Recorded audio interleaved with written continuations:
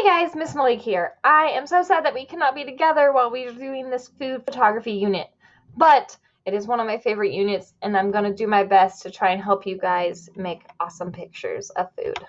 So first we're going to talk about what do you like about these photographs? Well, first off, they're dessert, so automatically they're awesome. But beyond that, I want you to think about the elements of art that are used here. Okay, so looking at the photographs, do you see an element, do you see line? Do you see color? What about the use of value? Maybe is there one that has different shades of pink? So you've got the darker pinks versus the lighter pinks. Look at the space in the photograph. The space, is it filling the frame? Is there negative space? Also the shape. Are there 2D, does it look 2D? Does it look 3D and like a form? Is there texture? There's also the principles of design. So there's the balance, unity, the variety of different textures, variety of different colors. There's emphasis, maybe pattern. Is there anything repeating? Okay, proportion. Does anything look larger versus smaller? Okay, so there's a lot that can go into your photographs of food. So let me pull out a few of my favorites, elements of art and principles of design in these photographs. So I'm instantly drawn to the one in the middle, actually. And so with that one, I think it is the variety of texture that really draws me in. So you can see the texture in the cake versus the texture in the frosting versus almost like the sharp edge of the sprinkles. Then in the one on the right, you've got the two cupcakes with the different shades of pink. You've got, the light pink paint. You have the light pink frosting. You have a dark red strawberry. Okay, so those two really I love. I really like the element of space that's used in the first image. So one, you do have nice complementary colors going on. You've got like the lighter slate blues and like more the gray tones, and then you've got the bright pinks in there. The next thing I want to talk to you guys about is shadows. Now, shadows can either work for you or they can work against you. So in this first image, you've got these really harsh shadows. And so the harsh shadows, they tend to distract from the food, and they should totally be avoided. You also have, in addition to the shadows, a lot of times when you have really harsh shadows, you have really bright spots. And so it makes the food kind of look washed out. In the second image, these shadows are working for the image. They are making the image so where it adds to the form of the raspberries. Now you can pick up, it's almost like you can pick up those raspberries. You can visualize what the space that they would take up in your hand. It helps to highlight the different ridges. You can tell that the raspberries are juicy. They're not dried out ones that you want to throw away. These are the kind of raspberries that you want to eat. So shadows can be used for you. And then in this last image, you've got kind of like a diffused light. This is kind of the go-to for a lot of food photography, to try and where you are creating more of like a balanced photograph, not too bright, not too dark, bringing the focus right on the food. So here's some lighting options that will help you out. So in this first image, you're outside, it's bright out. So they're using a screen to kind of help diffuse that light. Now, at home, you probably don't have a diffuser in this sense, but you probably have a sheet, a cloth, maybe a tablecloth, or something like that you can kind of use to kind of help diffuse the light. In the middle one, obviously this is a studio setup, so you've got like the bright studio light with the reflector, but you can still do the similar idea at home. So you can use a wall as a reflection, you can use a white piece of board, you could even probably use like that same sort of sheet mentality. The same sheet you're using outside, you could bring it inside and use it there. Third option also is using the light that's coming in from a window. That is really nice, soft, diffused light generally.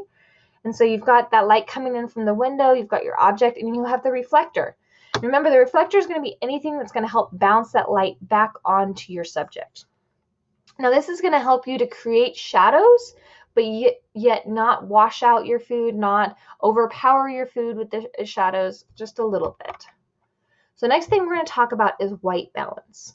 Now, white balance is very important because it'll take a dish that looks okay to make a dish that's like, ooh, I want to eat that. Have you ever gone to a restaurant and you're looking at the menu and you're like, that does not look very good? A lot of times it has to do with the white balance. It doesn't have to do with the way the food is cooked or prepared. It doesn't even have to do with the ingredients. A lot of times it's that visual piece that they're missing there. And so this is what we're going to try and capture. So in this first image, you've got obviously the one on the left has more of those yellow tones. The food kind of looks old or stale, whereas in the second photo, it's got the brightness, the whiteness. And so that's what you're looking for. You do want it to look natural, but you also want it to definitely look appealing. So in the smoothies, you've got 6 different options there of different white balances that can or are used, have been used. So it is a little tricky because you guys are going to be most likely doing this with your cell phone. So there are some apps that you'll be able to use, and we'll talk about those actually in a sec. But if you are using an actual camera, so we at school use the Canon cameras. So on the back of the camera, you would actually hit the Q, and then it will bring up the white balance screen. And so then here you have your different options of what you're shooting. So the AWB is just that auto white balance. And then you've got daylight, shade, cloudy. You've got tungsten and fluorescent light. You have flash, and then you have your custom light. And so you guys can choose one of those options there. But then also when you go into Lightroom, so if you have Lightroom on your computer, I highly suggest you use it. You guys are already used to that. But you can go in to your Lightroom and you can adjust your white balance. It's that first area where it says white balance. Here you've got your temperature and your tint, which you can adjust. You also have those same settings, so you can, if maybe you shot in RAW and on auto, but when you go inside Lightroom, you can actually choose like, oh, well, I was in daylight. So then you can click on the daylight option, and that's probably going to give you the most correct for your image. But you can play around with the idea or with the sliders from there. Now, if you are doing it on your phone, the Lightroom mobile app is actually awesome, and it is free. So you guys would be able to use that. Because it was purchased with your subscription by the school. So I highly suggest you use that. And it has a similar idea of the sliders. I will attach a little YouTube video for that one in the comments. Next thing we're going to talk briefly about is food styling. Now you want to think about what you're doing. Well, one, what type of food you are highlighting and what the purpose of it is. So say you're photographing for a menu, or you're photographing for a specific, you're trying to showcase a specific type of food. Okay, so then you would want to do the more on the left. You have the single food that is there, and then it is supported by other elements. The olive oil was used, the sage was used. Oh no, that's rosemary. The rosemary was used in the dish. That little bowl that has salt in it was used in the dish. The towel, that can be used to grab the handle. So you're kind of decorating the area around to support the dish. Whereas maybe if you are shooting like a magazine, and in the magazine you're talking about how you went to a barbecue, well, then the image on the right would be the one that you'd want to use, because you're showing a variety of different foods. You're showing kind of that messy mentality, but it's all there. It's so you can go and you can grab and you can eat. And when I see that image, I think of going and hanging out and being with friends. So both would work, but you have to know what your purpose is. If your purpose is to highlight how amazing a hot dog is and you're trying to sell a hot dog, then the one that is the on the right wouldn't really necessarily do that, because when you first look at the image, you're like, oh, I don't even know what they're advertising, or I don't know what the point of the image is. So you want to have your strong subject there and make it easily identifiable. Here's some other food styling options. So you can use items that support maybe that culture. So maybe adding a tablecloth or a napkin that would be customary to that culture, maybe chopsticks if you're eating more of an Asian type style food. On the right here, you've got 4 different options. You know, these are all the bird's eye view shot, but they all have different backgrounds, okay? And so the different backgrounds add and distract, actually, depending on which one you're looking at. And so it's important to try a few different options out and see, how does it look? Where is going to give me the best shot? You know, what angle is going to give me the best shot? What background is going to give me the best shot? Here are a few others, you know, that are kind of fun. And, you know, you've got the churros, you've got that, you know, you can see that texture on there. You've got the nice complementary colors. You know, you have the idea of like, you've got like the Mexican hot cocoa next to it. You know, the flan you've got, it's great. And, you know, it's, once again, it's showing, it's highlighting the food. It's highlighting a portion of the food. It doesn't have to be the whole thing. It can be just a small portion of it to really kind of show you what kind of, or what the food is and what the benefits or the highlights of that food are. Okay, so here are some images that were taken my first year teaching. And I wanted to throw these out here because there's just something totally off about most of these photos, all of these photos actually, but they're a little different. Okay, so a few of them you can definitely see right off the bat, like the shadows are way too dark. It's way, way too dark. It's, you know, you can't even necessarily see in the details. This strawberry that's in the lower left-hand corner, I mean, that strawberry, the edge is all crispy. It's not even showing the chocolate, really the chocolate part of the strawberry. It's more showing like the dried up stem. Okay, that's not really appealing. A lot of these photos also, there's like a lot going on. I mean, you've got a cookie on top of a cupcake on top of a donut. Like, what is the point of this photo? Like, are we just showing that we like to eat sweets? You know, the one right above it, pretzels in a muffin and a cupcake. Like, what is the point of the photo? While it might look like a good muffin, what is the point of the photo? What are we trying to get to? And this cake, the cake is beautiful cake. However, well, one, the shadows were really harsh, and you've got that real bright light on top, which kind of makes the chocolate look a little funny. But they chopped off the top of the cup of the cake. And so that's definitely not what you want.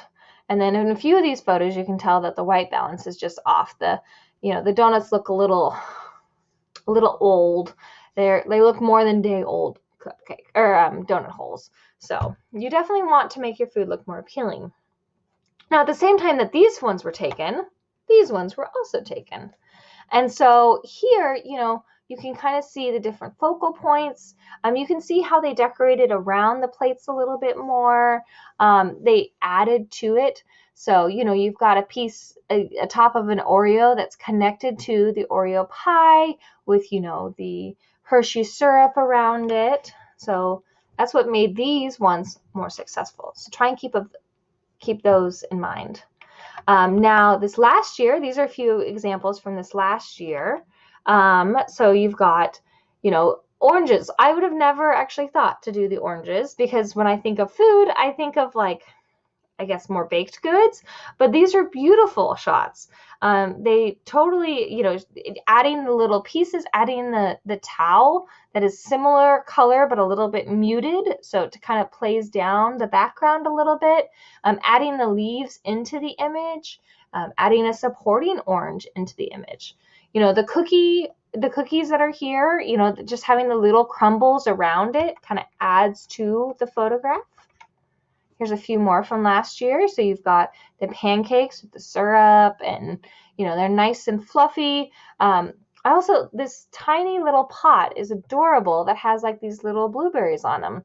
So adding other objects in that can kind of support the image. Here's a few. The cupcakes just a little, the crop is not my favorite, I'll be honest, but I love the colors here, the variety. On the left-hand side, I actually cannot think of what those are called. But when I was flipping through the pictures, I was like, ooh, I want to try those. And anything that makes you, as you're looking through photographs, go like, oh, that looks really good. That's definitely the thing that you should try and photograph. So now is your turn. So now you guys get to go. You guys get to pick whatever you guys want to photograph, whatever food you want to photograph. Set it up, style it. Now it can be mac and cheese, or it can be something gourmet. You can make gourmet mac and cheese, I guess, if you really want to. But have fun with it. Take some photos. Don't forget to look at options online. There's a lot of photographs that you can find online of different types of food. Maybe once you figure out what type of food that you want to have, like, so if I was going to do lemon bars, which I'm actually going to do, then I can look up some images of lemon bars and I can see how maybe I can improve on the images that are already found on the internet, or at least model my images maybe after them, or get some ideas based off of that. That's a great place for you guys to start. I so look forward to seeing all the amazing photographs that you guys take. Yeah, and I miss you guys so much. Have a great day.